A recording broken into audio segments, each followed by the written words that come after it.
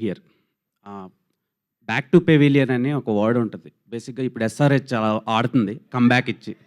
So ఒక టైంలో ఏ సినిమాలు ఆడకపోయినా బాగోపోయినా నరేష్ సినిమా రిలీజ్ అయితే అబ్బా సాయిరామ్ అనిపించేది. వెళ్ళి చూసుకోవడానికి కంఫర్ట్ ఇచ్చేవారు. మేము కొనే టికెట్కి వర్త్ చూపించేవారు కొన్ని సంవత్సరాల క్రితం వరకు. అంటే ఇప్పుడు ఎక్స్పెరిమెంటల్ ఫిలిమ్స్ చేస్తున్నారు మీరు.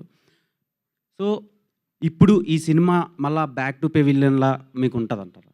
అంటే బ్యాక్ టు పెవిలియన్ అని కాదండి. మళ్ళీ అంటే నేను రాజీవ్ గారి దగ్గరకు వచ్చినప్పుడు ఇట్స్ ప్రొడ్యూసర్ చాయిస్ అండి. నేను రాజీవ్ గారిని ఫస్ట్ టైం కలిసినప్పుడు ఎలాంటి సినిమా చేద్దాం అనుకుంటున్నారంటే, నేను మీతోటి comedy full length comedy and బెండప్ పరో కితకతలు అలాంటి సినిమా ఒకటి ఎక్స్పెక్ట్ చేస్తున్నానని చెప్పారు.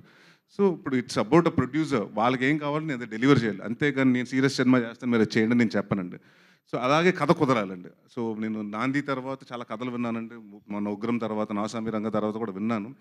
నాకు అంత అంటే ఇదివరకు అంత అంటే నాకు ఫస్ట్ నేను ఒక కామెడీ కథ చెప్పినప్పుడు నేను ఎంజాయ్ చేయాలండి. అంటే దీంట్లో అంత స్కోప్ ఉంది, అంతమంది ఆడియన్స్ నవ్వుతారు, నవ్వించగలుగుతాను, నాకు ఒక కాన్ఫిడెన్స్ ఉండాలండి. సో అలాంటి పెద్ద రాలేదు. బట్ ఈ కథ విన్నప్పుడు డెఫినెట్గా చాలా మంచి మీనింగ్ఫుల్ మెసేజెస్ ఉన్నాయి. అంటే మెసేజ్ చెప్పొచ్చు. అండ్ పెళ్లి కాని అనేది ఇట్స్ నాట్ లైక్ మన ఒక తెలుగు ప్రాబ్లమే కదండి, తెలుగు స్టేట్స్ ప్రాబ్లమే కదండి, కన్యాకుమారి నుంచి కాశ్మీర్ వరకు అందరికీ అదే ప్రాబ్లం ఉంది. సో అందరికీ అపీల్ అవుతుందని ఈ సినిమా చేయడం జరిగిందండి. అండ్ ఆడియన్స్ అడగమన్న క్వశ్చన్ ఒకటి, ఇప్పుడు చాలా రిలీజ్ సినిమాలు వస్తున్నాయి. ఇఫ్ రిలీజ్ చేయాలనుకుంటే మీ సినిమాల్లో ఏ సినిమా చేస్తారు? నేను ఆడియన్స్కి ఏదైతే ఇష్టమో ఆ సినిమా చేస్తానండి.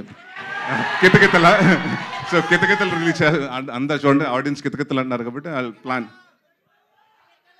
రాజీవ్ గారు కితకితల ఓకే, కితకితలు నరేష్ గారు సుడిగాడ. నరేష్ గారు సో మీ అందరికీ కొత్తగా ఇంకోటి చెప్తున్నాను. Probably I started writing Sudigadu 2.